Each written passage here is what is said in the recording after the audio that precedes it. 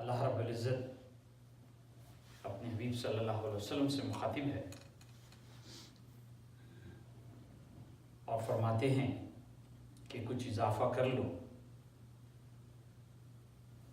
और जो मैंने किताब तुम पे उतारी है इसे ठहर ठहर के पढ़ो, यानी वक्फा देकर पढ़ो। जो मौजूदा हालात हाजरा से हम ये देखते हैं कि एक अजीब माहौल बना हुआ है कि जो इंसान की नफ्स बर्दाश्त नहीं कर सकती उससे ज़ायद अमल करने की कोशिश की जा रही है। पहली चीज़, जैसे हमने हादसात देखे हैं न्यूजीलैंड वगैरह के, पहले हमें यह कंट्रोल करना चाहिए कि मसाजिद में ख़वातीन और कमसिन बच्चों को उनके साथ लाना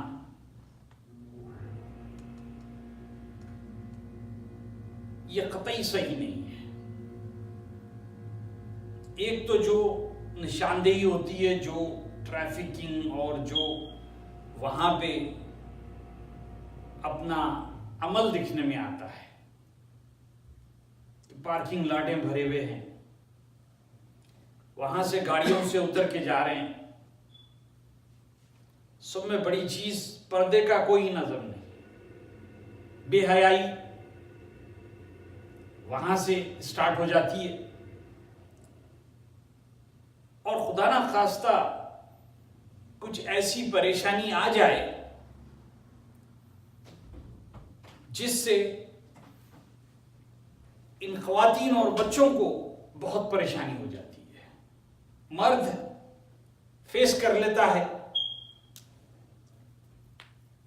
और ख्वातीन के लिए बड़ी परेशानी हो जाती है और बच्चों के लिए।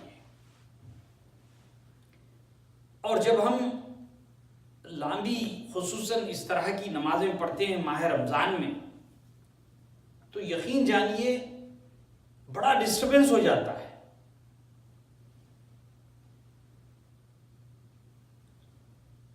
और ये जो माहौल बना हुआ है कि हमारा सेंटर सह शबीना पढ़ाएगा, 5 जुज पढ़ाएगा, 4 जुज पढ़ाएगा रोज। हमने शिकागो में जितनी तरावियां होती हैं वहां पे जिस तरह से बेहुरमती से हुरूफ की अदायगी होती है,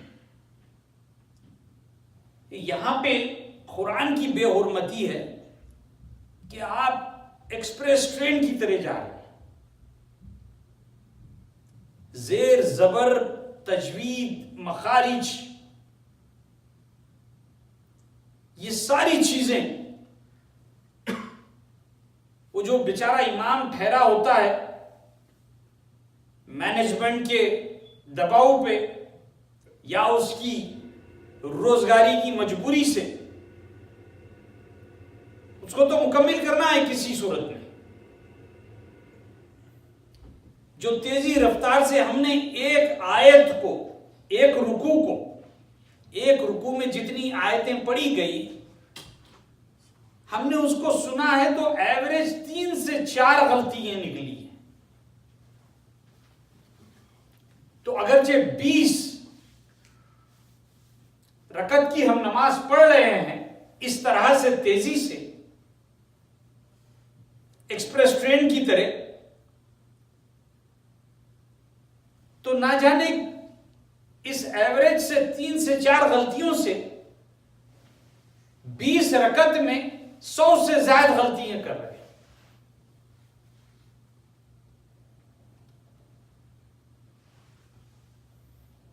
सैयदना अली रजी अल्लाह तआला अन्हु जब ये आयत उतरी है तो आप पूछते हैं कि ठहर ठहर के पढ़ना चाहिए। इसी तरह सूरह फुरकान में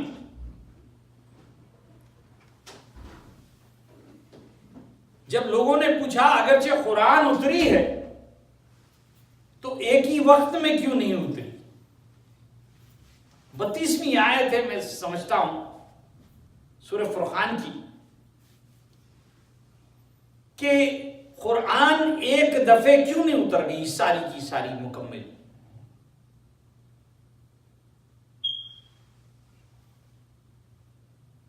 इसीलिए नहीं उतरी कि इसको ठहर ठहर के पढ़ने में भलाई थी, इसीलिए ठहर ठहर के उतरी है।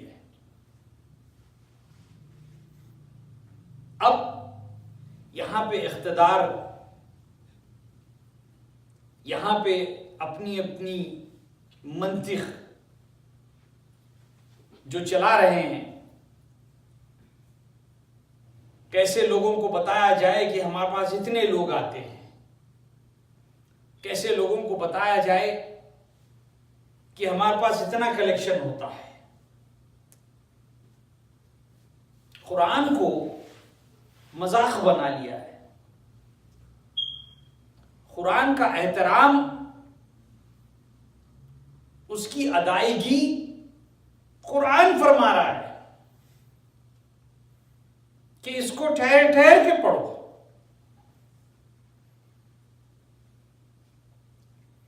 फिर हम ये देखते हैं कि जो ये 20 रकत के बानी हैं, सैयदना उमर रज़ी अल्लाह ताला अन्हु, कुरान की जो इस आयतों की रोशनी में जो बुनियाद रखी है, मैंने गुज़िश्ता हफ्ता भी बताया हूं कि 540 मरतबे कमोबेश ऐन का जिक्र है, वो वक्फा है। और अगरचे हम 20 रकत से देखते हैं 27वीं शब तक वो 540 वक्फे रहते हैं। इससे क्या होता है कि जो हाफिज कुरान है, ना उन पर बोझ, ना सुनने वालों पर बोझ। हम दौरान तिलावत अगरचे तवील हो जाए, हम ठहर के अगरचे इसको आसानी से, और इसमें क्या बताया गया, मेजर्ड, मतलब आपको नाप तोल के पढ़ना है कुरान।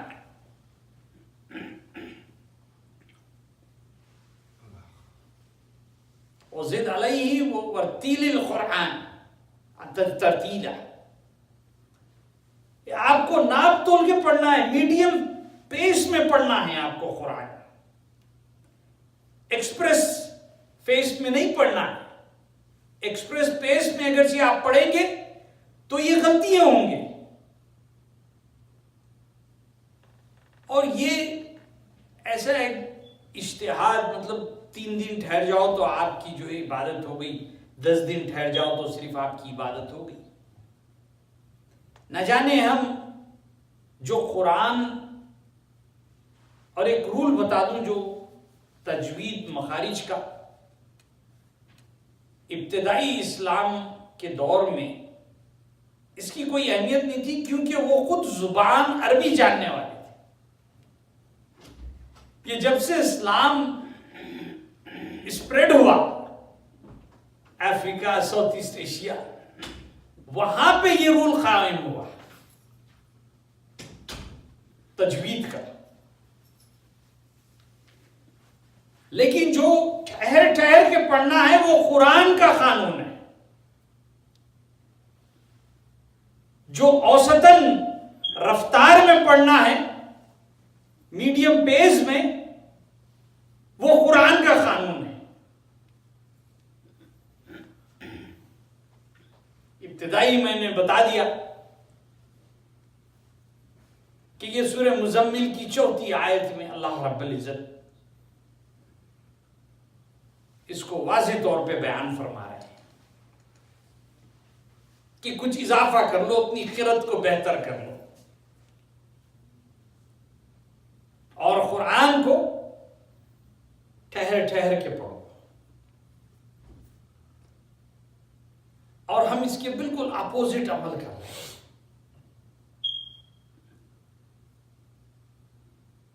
अच्छा, जो लोग आते हैं वो तो बेचारों को बताया जाता है कि भाई आप नहीं पढ़ी तो आप 10 दिन पढ़ लो 3 जुज के हिसाब से, या 5 दिन पढ़ लो 6 जुज के हिसाब से।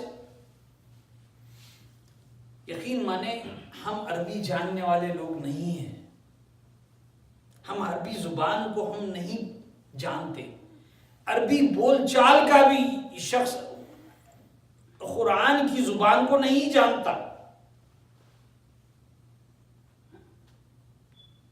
और जब हम ऐसी लंबी तरावियों में ठहरते हैं तो हमारा जहन कहीं और चला जाता है और हम देखते हैं कि हमें होश ही नहीं होता कि हम कौन सी रकत में हैं। इमाम गलती कर दे, आम औकात में भी कह रहा हूं, हमारे जहन कहीं और होते। हम इस दुनियावी मसाइलों में ऐसे फंसे हुए हैं कि हम अंदाजा ही नहीं लगा सकते। कोई एक ऐसी चीज जहन में आ जाती है, हमें कहीं और लेके चली आती। मैं रेगुलर नमाजों में कह रहा हूं, अगरचे हम 3, 4, 5, 6 जुज वाली ना जाने 1 शबीना, 100 शबीना, 10 शबीना, क्या क्या अपने नाम दिए हुए हैं इसमें। एक मानो में दुकान चलाई जा रही है कुरान के नाम पे। पैसे जमा करना, लोगों को आसानियां पैदा करना और गैर शरई तौर पे अपना अमल करना। बारहा बताता हूं कि ये जो कैलकुलेशन है आपकी नफ्स पे बोझ ना पड़े। अल्लाह के रसूल सल्लल्लाहु अलैहि वसल्लम ने देखा कि उम्मत में इतने मेहनत कश लोग होंगे कि अपने इस मौसम के हिसाब से रोजा और 5 वक्त की नमाज अदा करने के बाद इनमें इस्तिताअत ही नहीं होगी ठहरने की।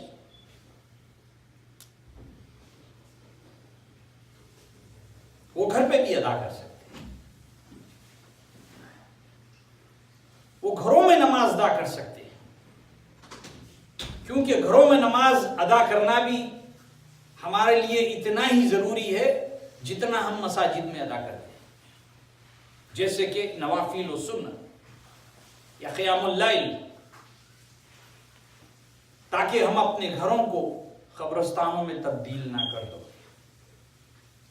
अल्लाह रब्बुल इज़्ज़त हम सबको इस कुरान नाजिल होने वाले महीने में सही अमल करने की तौफीक अता फरमाए। व आखिर दुआना अल्हम्दुलिल्लाहि रब्बिल आलमीन।